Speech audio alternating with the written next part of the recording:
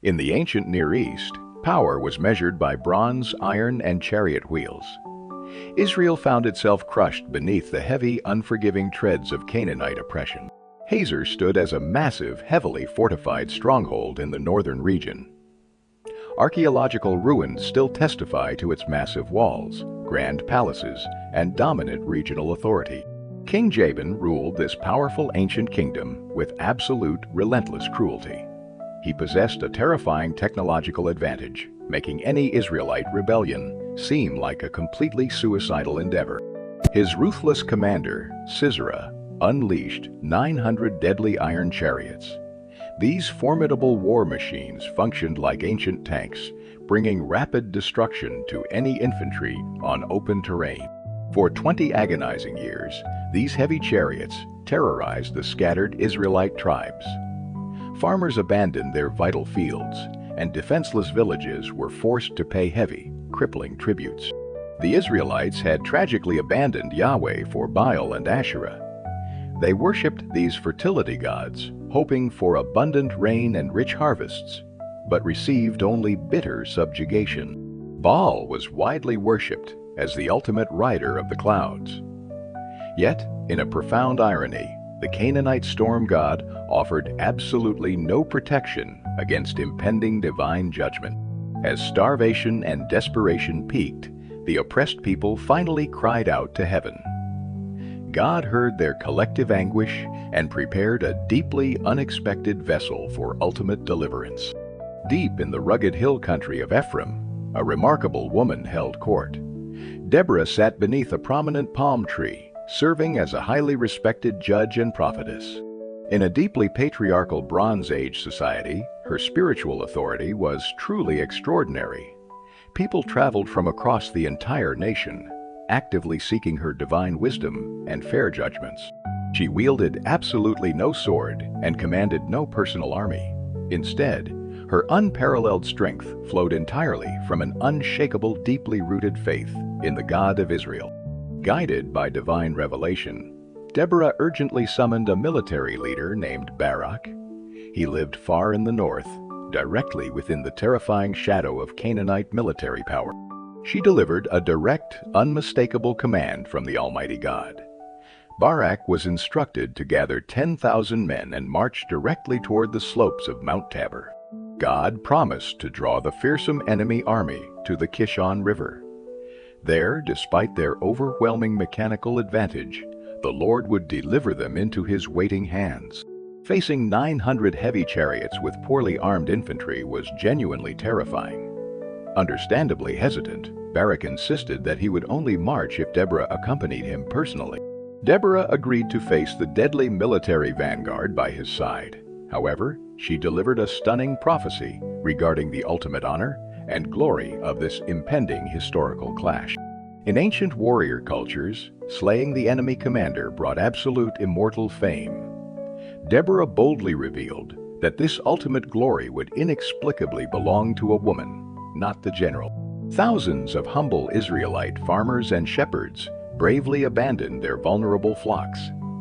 They gathered whatever primitive weapons they could find and marched resolutely toward the strategic Mount Tabor. The steep mountain offered a crucial, dominating view of the Jezreel Valley. From this elevated sanctuary, the hidden infantry could safely observe the vast plains and approaching enemies. Word of this massive rebellion quickly reached the ruthless commander Sisera. Confident in his superior technology, he rapidly mobilized his entire chariot force and marched toward the river.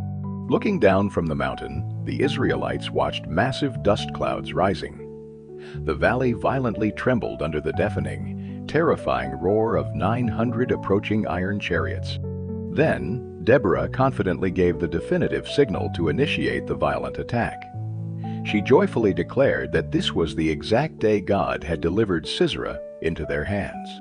Barak boldly led his 10,000 infantrymen charging down the steep slopes. Engaging heavy chariots on the flat, open valley floor normally guaranteed an absolute military massacre. Suddenly, the ancient texts describe a miraculous, unprecedented shift in the local weather. The heavens ripped open, dark storm clouds gathered rapidly, and torrential rain began to pour. The true God of storms unleashed his terrifying fury upon the Canaanites. The dry, firm battlefield instantly transformed into a treacherous, thick, and completely impassable muddy swamp. The normally placid Kishon River rapidly swelled into a raging, violent torrent. Flash floods aggressively surged across the plains, violently washing away soldiers and their heavy equipment. Sisera's vaunted iron chariots immediately became deadly traps of sinking heavy metal. Their large spoked wheels sank hopelessly deep into the thick, inescapable mire of the valley. Terrified horses struggled uselessly in the rapidly rising, muddy flood waters. The unstoppable Canaanite war machine quickly deteriorated into a chaotic, helpless mass of drowning, panicked soldiers. Empowered by faith, the lightly armed Israelite warriors pressed their sudden advantage. They systematically dismantled the panicked, immobilized Canaanite forces with brutal efficiency and absolute courage. The battle decisively proved that Yahweh held supreme power over all nations. The mighty Canaanite oppressor was completely crushed without relying on advanced weaponry or superior numbers. Amidst the bloody chaos, Sisera realized his elite army was completely destroyed. Abandoning his useless chariot, the cowardly general desperately fled the ruined battlefield entirely on foot. Seeking urgent refuge, he ran toward the isolated tents of the Kenites. These nomadic metalworkers had historically maintained a peaceful, mutually beneficial alliance with the Canaanite king. He quickly arrived at the specific tent of Jael, wife of Heber. Believing he had found a secure sanctuary, the exhausted commander eagerly accepted her welcoming invitation. Jael showed remarkable hospitality, offering him a thick blanket for safe concealment. She provided rich milk, deliberately lulling the desperate warrior into a completely false sense of security. Confident in his safety, Sisera fell into a remarkably deep, heavy sleep.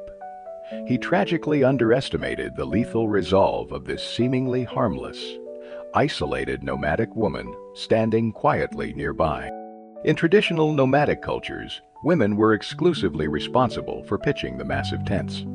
Therefore, Jael possessed incredible, precise strength when wielding a heavy wooden mallet and iron peg. Moving with absolute silence, she grasped the deadly tools of her daily trade. She crept cautiously toward the completely oblivious general resting heavily beneath the thick, warm blanket.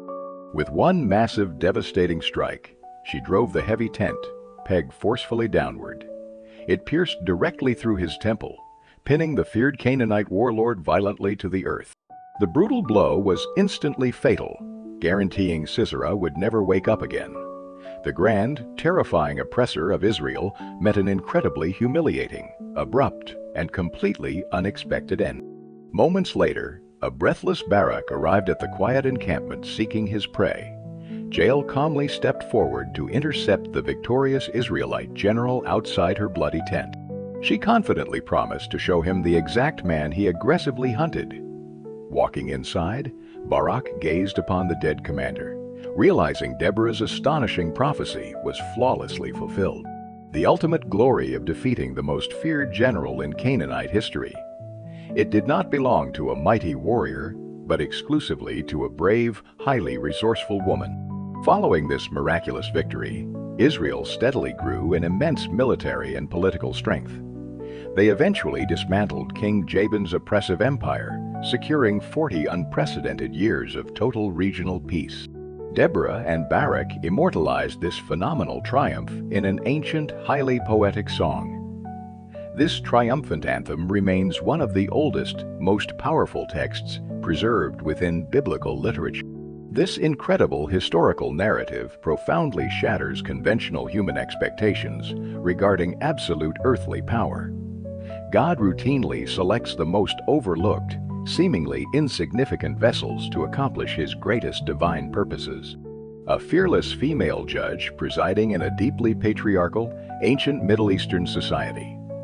A simple nomadic wife armed with nothing more than the ordinary tools of her camp. Their enduring legacy forcefully reminds us that true deliverance requires immense, unwavering faith. When overwhelming, terrifying odds threaten to destroy us, God simply demands absolute trust and courage. The same divine power that violently flooded the Kishon River remains actively present today. He continues securing impossible victories for those willing to step boldly onto the battlefield.